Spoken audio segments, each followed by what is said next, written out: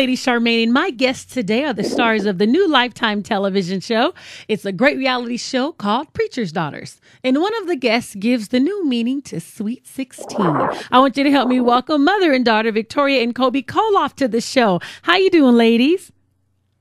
Hi, I'm good, thanks. Well, Kolby, I'm so glad that you're on the line. Now, I know most parents that are watching this show are so proud of you because of the standards that you are taking that your mother instilled in you. And one of the listeners had a question, so that's why I wanted to start off with this. Do you ever have any difficulty trying to live up to your mother's expectations? Sometimes it can be difficult. Not that I am tempted to give in to peer pressures. I just really want her to be proud of me, and I don't want to do even one little thing to make her not, even though I know it won't make her love me any less. I just want to make sure she's always proud of me because that's just what I care about is my parents' trust and my parents being proud of me and just being proud of the girl that they raised. And you could see that because we can really see the relationship that you have with your mom and your dad. And it's so open and it's so real because not every 16-year-old can actually go to their parents and talk to them about dating and how they're actually feeling. So I wanted to commend you and Victoria on just really building that relationship and really letting people know you can have a good, healthy relationship with your parents. And especially regarding premarital sex, I want to talk to you and I want to talk to Victoria about that. Now, Victoria, how shocked were you when your daughter told you that she was not a virgin when she got married? If that look on your face was worth 1,000 words. Lady Charmaine, I've got to tell you, I was shocked, but the reason I was more shocked, it wasn't because I thought, oh, my girls are perfect, they never do anything wrong, and they've never messed up. My girls are not perfect, nor am I. We all mess up every day. That's why I thank God for His grace and mercy that's new every single morning. Mm-hmm. But I was shocked because just a couple months earlier, her husband and I and her, we were all three having dinner talking about this very subject. And I said to my daughter and son-in-law, so you guys really did not have sex till you got married? And my son-in-law said to me, Mom, on your granddaughter's life, we did not have sex till our wedding night. So when Taryn made that confession, number one, she'd always told the family and was proud of the fact that she had been a virgin on her wedding night. That's what she had always declared. But I immediately started thinking about that conversation 2 months earlier. And listen, you don't mess with my kids, and you sure don't mess with my granddaughter. So when she said that, I was immediately thinking, wait a minute, they just told me they didn't have sex. I never in a million years was thinking for that second that it was another guy. Oh, okay. That was why I was initially shocked, because we just had the conversation. But they didn't have sex before they got married. The guy she had sex with was a guy she had dated years when she was 20. And right then when I realized what she was saying, I knew who he was. And then I was just more sad that she felt she couldn't tell us, to be honest with us. Right, because the whole family was just in shock. And Kolby, for you, we really saw the devastation on you because you were crying. So how do you feel? Do you still feel that you were able to hold out until you get married? So what is your mindset now about premarital sex? I most definitely still think premarital sex is not what God planned for us.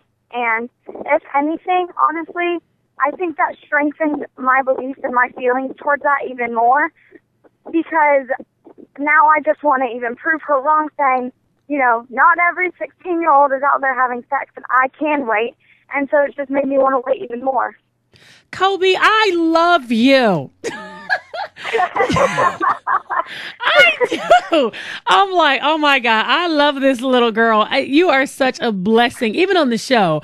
And I want to ask you, when you see all three of the stories, because I'm glad that Lifetime is showing three different stories instead of all the girls who are friends in the stories. I like how they're doing that. And are you still friends with the girls on the show? Are you friends with any of them? I've met both of them, and I love both of the girls. They're both really sweet, and I can't wait to see how everyone else sees, how they really, truly do both love the Lord. And yeah, they might go through different trials and tribulations different than I do, or we all have different things that we would do or anything like that. But in the end, we all love the Lord, and I know that that'll eventually, everyone will see that very clearly. And I'm so glad you said that, because I love just this past episode with Taylor, and you see her heart truly come around and how she felt she needed to change. This show, I was telling my sister, I love this show. I wish everyone can see this show and see the transitions that people are making, especially in the Lord. And when you see Taylor go through her transition and then all of a sudden her dad gets sick, this show is fantastic. So I give high fives.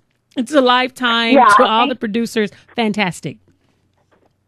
Thank you. We feel the same. We're very, very proud to be a part of it. And I'll tell you, it's just the emails that I'm getting, Lady Charmaine, and the different messages that I'm getting from people has been so motivating for us. And Kolby and I sit and read every single one of them. And I love reading them to her, because they always will write me something if it's an email to me. But it's always, please tell Kolby I said hi. I love her. But they've just been so positive. I've gotten emails from families that are saying they want to go to church again together. A woman just wrote me yesterday saying, you have no idea how you've changed my relationship with my teenage daughters. We're talking like we never have. It's opening lines of communication up with families. People are wanting to know God more. One girl in particular, a couple days ago, sent me an email and said, I want you to know that every week your show's like my Bible devotion. I'm learning more about God, and it's like I feel like I'm doing a Bible devotion every Tuesday night. That is what motivates us. And I love how they put the show together with the scriptures, because you put the word in it. I'm super excited. And because they have the word in there, which is so, it's encouraging to everybody as they're watching the show. You're seeing the true relationships that people go through. You're watching even Olivia and her dad and that relationship, watching Kolby. And I also want to talk about you and Nikita. Let's get on that. How are you and Nikita doing? Oh my gosh, what's that, the $1 million question? You know what, here's the thing, Lady Charmaine, the bottom line is, as everyone has been watching on the show, we have not spoken in years. And both of us would be honest and say that even before he actually moved out, there were years in our marriage we weren't speaking. So you literally saw one of the first we've had in over 10 years. But I will tell you that that in itself has been a miracle, and it's just the Lord working through our hearts and both of us accepting forgiveness from one another and moving on. And you know what? You just have to keep watching. But no matter what happens with Nikita and I, we're already at a place today that we weren't before the show. And we're both very grateful for that. I'm glad that your life gave people an opportunity to see restoration. And it was open and it is honest. And people see, although we are Christian and we love the Lord, we still go through the same things that the world go through. And people are able to see your healing happen on television. You know, that's true. That's absolutely true. And that is Nikita's heart, and it's my heart. We've got people as much divorced in the church as outside of the church, Lady Charmaine. And I've said it once, I've said it 100 times. Our children didn't ask to be divorced, and we got divorced. It was our marriage that ended. And that's why I'm hoping that the show encourages other Christians or non-Christian families that are divorced to recognize and say, you know what, we need to take notes of what they're doing, and I got to swallow my pride and stop using my children to hurt each other, and we got to do what's best for our kids and bury the hatchet, not in each other's back anymore, but and let's do what's right for the family, because let's face it, when you have children with somebody, they're in your life forever. We've got graduations and more weddings and more births of grandchildren coming in the future, God willing, and I don't want my kids to be uncomfortable because of Nikita and I. So I say praise God for it. I'm very proud of both of us for doing it. It wasn't easy, and there'll be times I'm sure that it won't be easy, but God will get us through, and that is my hope, is that families will recognize themselves in us and say, you know what, if they can do it, we can do it. And you mentioned on the show that you had gotten married at a very early age. Why did you want to get married very early? I grew up in a broken home myself, and my parents got divorced when I was 10 years old, and it was devastating to our family. Even though my father was an alcoholic and he was an abuser, and we didn't see a lot of good things and love in our home. you still don't want your parents to get divorced. And when that happened, it was devastating. Our entire lives changed. And I just believe that I wasn't pregnant, Lady Charmaine. I was very stupid and naive, but I wasn't pregnant. Okay. I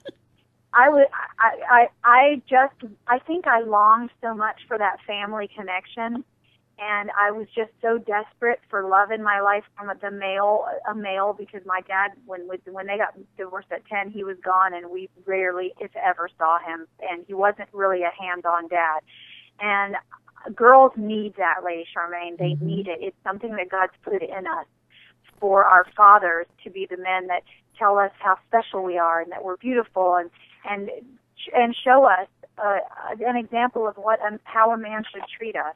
And when you don't have that, you make stupid choices. And I made a choice at 16 that was not the best. It wasn't the best choice for me. I do praise God that Sharon and Tawny came out of that marriage, and those were the two best things that came out of it. Wow!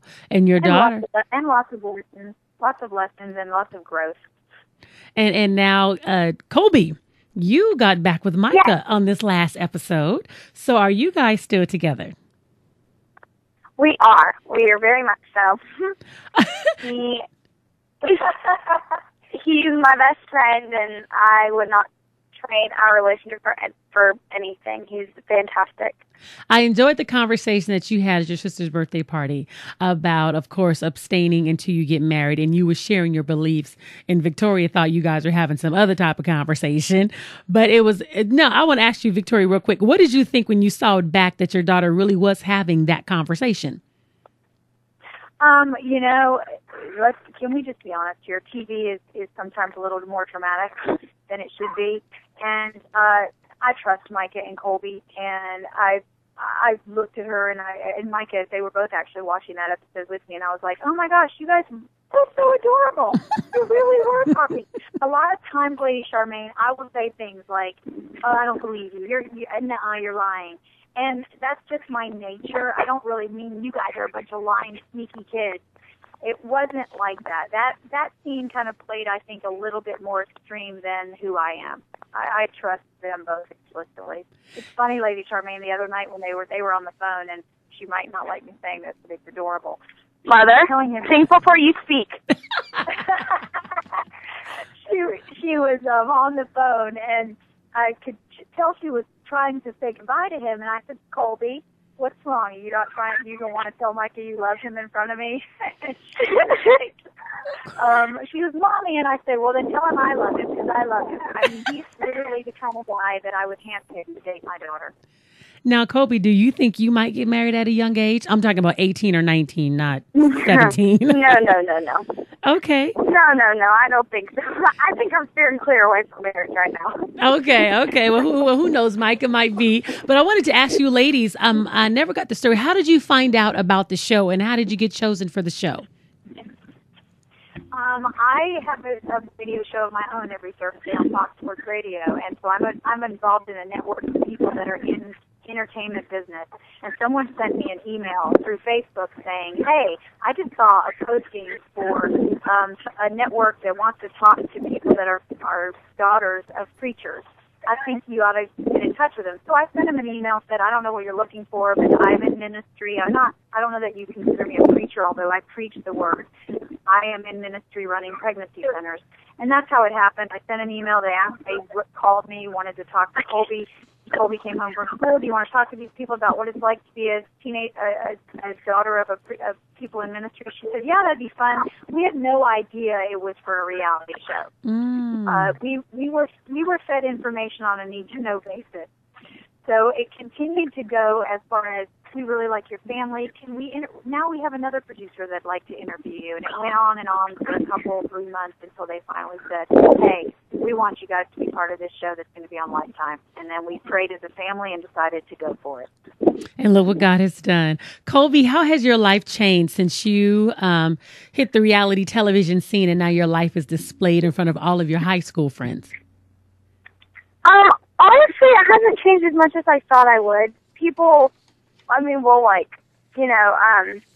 talk to me more and stuff like that, which I figured that was going to happen. But everyone's been pretty supportive about it, and it's funny because like one girl from my school was on 16 and Pregnant, another girl was on American Idol, and so they all are just like, and now a girl's on Preacher's Daughters, geez, Independence is, showing their stuff and just saying how kids from our school just like being on TV, so it's fun. So there's something in the water over there, Lady Charmaine. I see. Everybody needs to be going to your high school if you want to be on reality television. That's where they need to be. I know. Well, that is awesome, ladies. I want to thank you so much for coming on the show and sharing your story with us. You guys are just delightful. Kolby, I just want to say, keep up the great work. You are truly an example to young people and to parents to know that their daughters can definitely hold out, and to young people in case they ever had any doubt in their mind. Could I abstain and not get caught up in the world system of having to have sex? And you are a living example that you can. And I want to say, keep it up, and thank you. And congratulations to you, Victoria, for raising such a special daughter. Thank you so much. Thank you so much. It's been our privilege and honor, and we're so glad you're enjoying the show. And just keep watching, and I hope everybody will watch every Tuesday night. It's on Lifetime, 10 o'clock. And I sure will. 9 o'clock Central. And I sure will. And thank you so much, ladies. All right, thank you. You're welcome. Bye-bye. Bye-bye.